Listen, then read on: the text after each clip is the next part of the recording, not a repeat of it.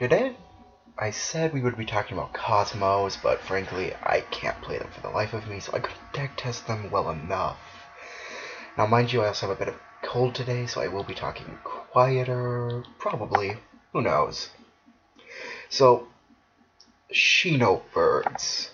They're a spirit archetype, which means that, firstly, they really like to just come back to your hand at the end of the turn, and most of their good cards like to really work around that.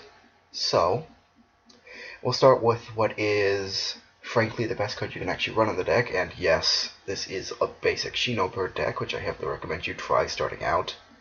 And really, you could just play for literally anything. It's literally like a $23 deck at the moment. Now, this is Hebo. When he's normal summoned or flipped face up, I can target one face up monster on the field, and at the end of the turn, I can bounce that shit back to my opponent's hand. Or my hand, seeing as how the deck does have a little bit of a problem with effect negation, seeing as how it likes to actually stop their bounce effects and thusly stop their plays.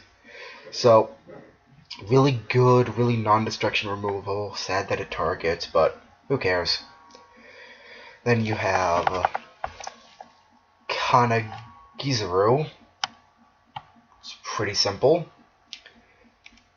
If a spirit monster was normal or special summoned while this monster's on the field, that means the rituals count too, but doesn't count for being flipped face up. You can draw one card. It's once per turn, but it's not a hard once per turn. You can have multiple Kana on the field, and you can draw as much as you want. Now, Pigeon's really just here as ritual material and occasionally a beat stick, but besides that, you can set him in pass, which means that your opponent will not just have a free turn against you. But he does help with the recycling of spirit monsters that have had their effects negated back to your hand, which is really useful in the case of things like D-Barrier. He can target one other spirit monster on the field and just pop it back to the hand, which does early trigger the spell and trap cards, which we can get to later. Well, it only triggers the trap card for the most part, but who cares. Then you have Utama, generic searcher. People have tried to run Izanagi, or Izanagi, well, I believe it was Izanami, but it is objectively worse, except for the fact that it does have 300 more attack, but it does require you to discard a card, which you don't want to do much, unless you're trying to ritual summon. Just lets you add one spirit monster from your deck to your hand, except for another Aratama. Nekatama allows you to gain an additional normal summon when you normal summon it. It's pretty simple, and it's not really bad to just normal summon, as it does allow for some beatdown and a little bit of field swarming. But when this card is sent to the graveyard, you can draw a card, but you do have to control a spirit monster for this effect to work. Good news is, since it is a when, if you use the ritual spell, it's the ritual summon, you do get your draw, because when its effect would trigger, you already have a spirit monster on the field. Now, this assumes that your ritual summon doesn't get negated in some way, but who knows? It's still free draw power. Then you have Crow.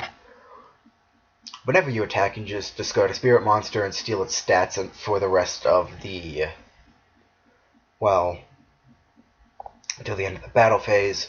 But you have to be attacking an opponent's monster, which means you cannot just normal summon this and attack your opponent and then discard any of the rituals for a big attack gain. Now, I've been constantly talking about the rituals, but here they are. Peacock. Now, they both have the same effects when you go down deeper, but basically, if this card is ritual summoned, you're going to turn up to 3 monsters your opponent controls to the hand. This is not dependent on how many materials you use for its summon. You just have to ritual summon it. And really, you're gonna just want to be doing it anyways, because why wouldn't you? It's non-targeting removal. It returns things to the hand. Well, it returns things to the hand. If it's an extra deck monster, it just shoots it off to the extra deck again. It's really good. 3 of easily.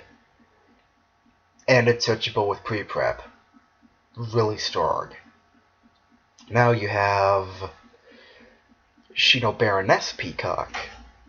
She has the same dealio as Baron, but instead of monsters, she shuffles spell traps. Now, the effect that they all share is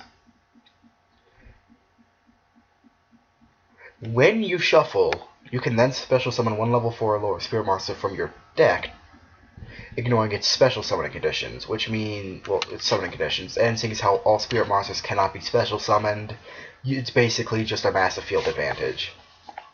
During the end phase, when this card is returned to it pops back to the hand like any other spirit monster, but you do get 2 Shinobird tokens, which are level 4 and have 1500 attack and defense, but they are not spirit monsters, which means, good thing is they don't bounce back to the hand, but they are level 4, and you do have a fair bit of combat negation in their trap card, and if you have another ritual spell on hand, you can just tribute them away for another one of the rituals.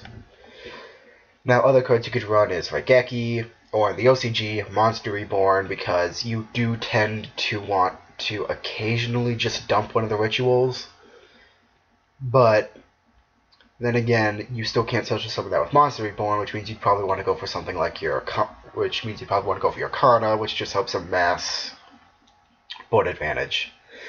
Pre-prep, easy staple. It searches the rituals. It just really is really helpful. And the Barons are probably the strongest card in this deck. Now, the actual ritual spell itself, you can tribute monsters from your hand field, and or just banish spirit monsters from the grave. You can do this in any combination you need, except for the fact that you cannot banish a level 4, and then you cannot banish the level 8. It might just be a problem with YGO Pro, but it's something I found that happens.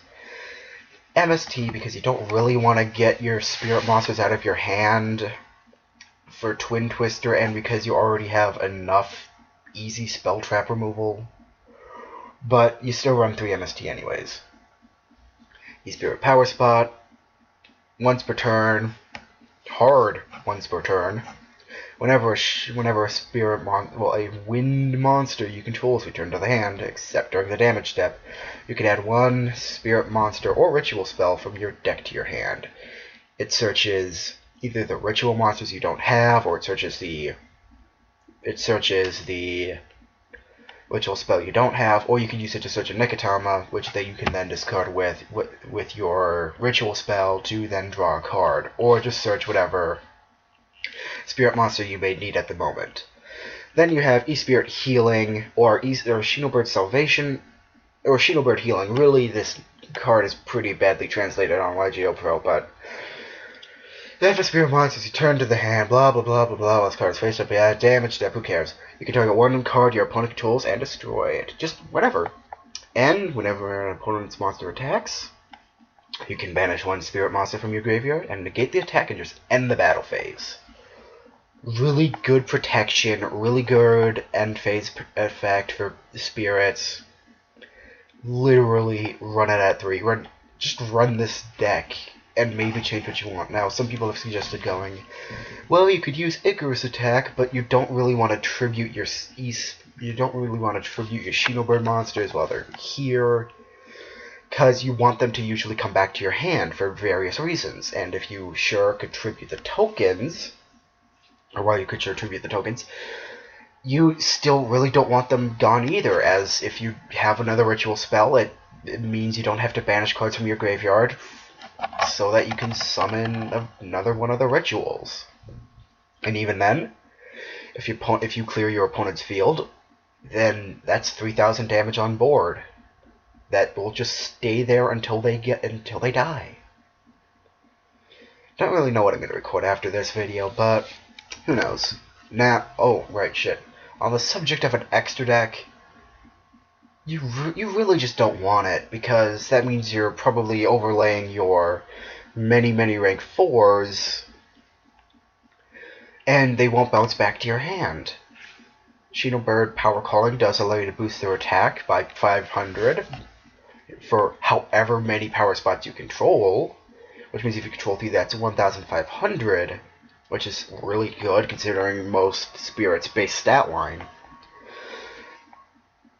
And you just really don't need it. Sure, you could maybe run like a play set for lightning, but beyond that, you just really don't need it.